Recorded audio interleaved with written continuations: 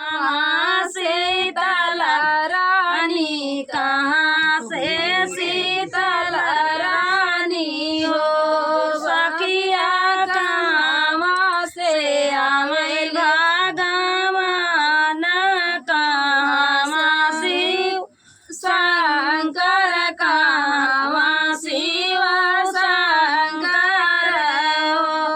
पूर्व से आवली भवानी रानी, पाछुआ शीतल रानी, पाछुआ शीतल रानी हो सखिया, दक्षिणा से आवे भगवान, उत्तर शिव शंकर, उत्तर शिव शंकर हो।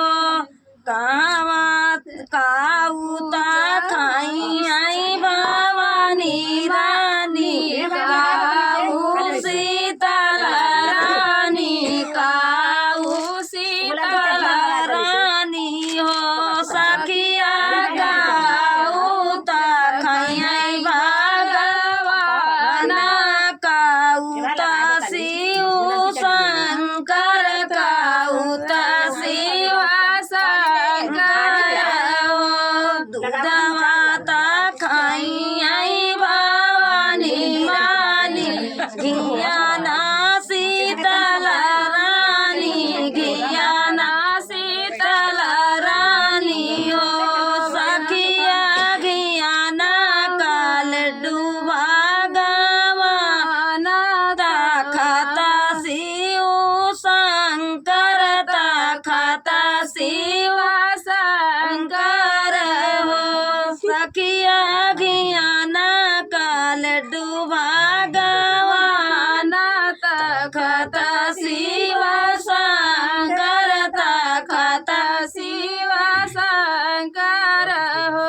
कहाँ बैठावले भवानी रानी, कहाँ शीतल रानी, कहाँ शीतल रानी हो सखिया, कहाँ बैठावऊ भगवान, कहाँ शिव शंकर, कहाँ शिव शंकर हो।